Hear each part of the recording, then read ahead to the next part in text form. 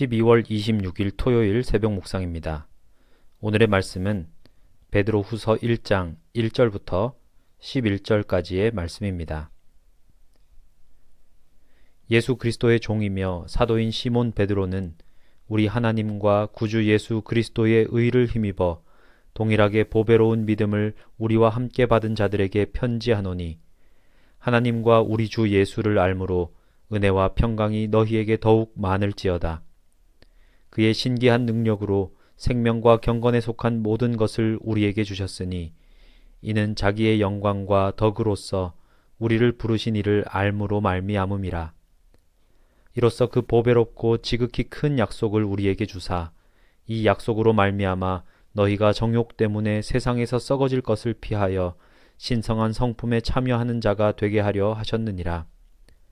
그러므로 너희가 더욱 힘써 너희 믿음의 덕을, 덕의 지식을, 지식의 절제를, 절제의 인내를, 인내의 경건을, 경건의 형제 우애를, 형제 우애의 사랑을 더하라. 이런 것이 너희에게 있어 흡족한즉 너희로 우리 주 예수 그리스도를 알기에 게으르지 않고 열매 없는 자가 되지 않게 하려니와 이런 것이 없는 자는 맹인이라 멀리 보지 못하고 그의 옛 죄가 깨끗하게 된 것을 잊었느니라. 그러므로 형제들아 더욱 힘써 너희 부르심과 택하심을 굳게 하라. 너희가 이것을 행한즉 언제든지 실족하지 아니하리라. 이같이 하면 우리 주 곧 구주 예수 그리스도의 영원한 나라에 들어감을 넉넉히 너희에게 주시리라. 아멘. 우리는 하나님께 너무나 큰 은혜를 받았습니다. 구원의 은혜입니다. 하지만 그것으로 끝이 아닙니다. 하나님은 우리를 통해 이루고자 하시는 큰 뜻을 가지고 계십니다. 우리가 받은 선물과 그것으로 이루어야 할 하나님의 뜻이 무엇인지 살펴보고 그 뜻을 이루기 위해 살아가기로 결단하는 시간이 되기를 기대합니다. 서두의 문안에서 편지의 수신자를 밝히고 있습니다. 베드로 후서의 수신자들은 그리스도의 의를 힘입은 자들이며 보배로운 믿음을 함께 받은 자들이었습니다. 이렇듯 베드로 후서는 그리스도를 주로 영접한 사람들을 위해 쓴 편지로 그들의 영적 성장과 거짓 인도자의 미혹을 경계할 것을 목적으로 하고 있습니다. 그러므로 수많은 거짓 메시지 속에서 흔들리지 않고 영적 성장을 이루기 위해 우리는 말씀에 귀를 기울여야 합니다. 하나님이 우리에게 주신 것이 있습니다. 우리는 그것을 보통 은혜라고 칭하지만 이 한 단어로 제한하기에 하나님이 우리에게 베푸신 것은 너무나 많고 큽니다. 그래서 베드로는 모든 것을 주셨다라고 말합니다. 그렇다면 하나님은 왜 우리에게 모든 것을 주실까요? 우리가 하나님을 아는 자가 되었기 때문입니다. 누구나 상관없습니다. 예수라는 이름을 믿고 부르는 것만으로 어떤 공로나 자격도 없이 구원을 얻고 신성한 성품에 참여한 자가 됩니다. 베드로는 은혜를 받고 큰 약속으로 신성한 성품에 참여한 성도가 해야 할 일이 있음을 알려줍니다. 하나님의 백성이 되는 은혜는 거저 받았지만 하나님의 백성으로 살아가는 삶은 우리가 힘써 살아내야 합니다. 그 삶은 5절에서 말하는 것과 같이 믿음에서 출발합니다. 믿음으로 인한 구원은 목적이 아니라 출발점입니다. 하나님의 뜻은 우리를 그저 지옥에서 벗어나 천국 문턱을 넘게 하는 것이 아닙니다.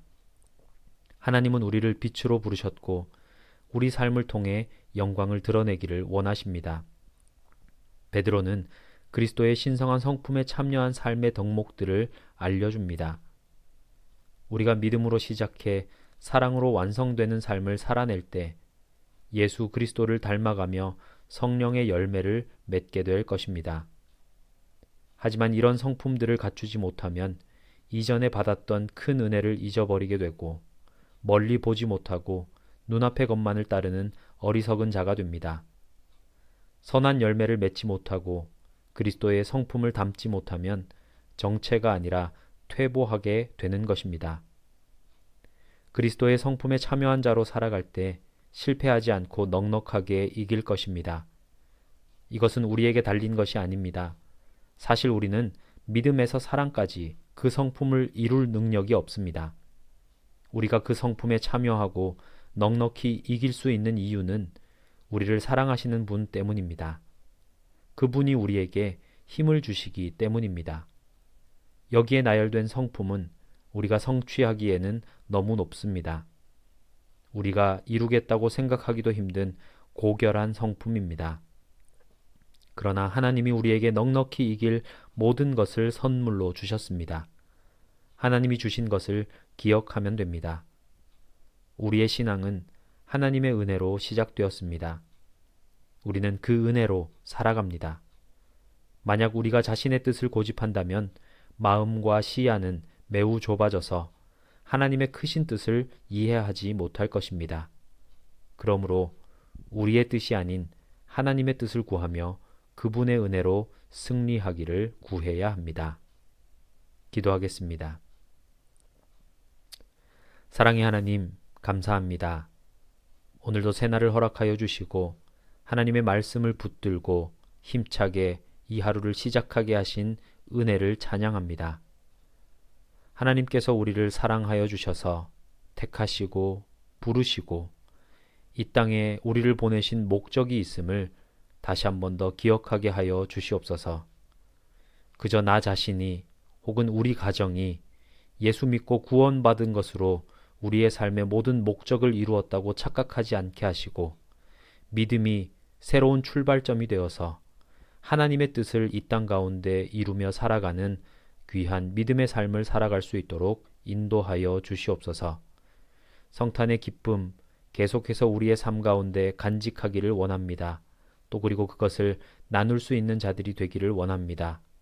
이제 2020년 며칠 남지 않은 모든 시간들을 하나님 앞에서 정직하게 그리고 겸손하게 돌아보게 하시고 이 한 해를 마무리하면서 하나님과 또 세상 앞에서 진실되지 못했던 모든 모습들을 내려놓고 다시금 정결한 모습으로 거룩한 모습으로 2021년을 맞이할 수 있도록 주님께서 붙들어 주시옵소서.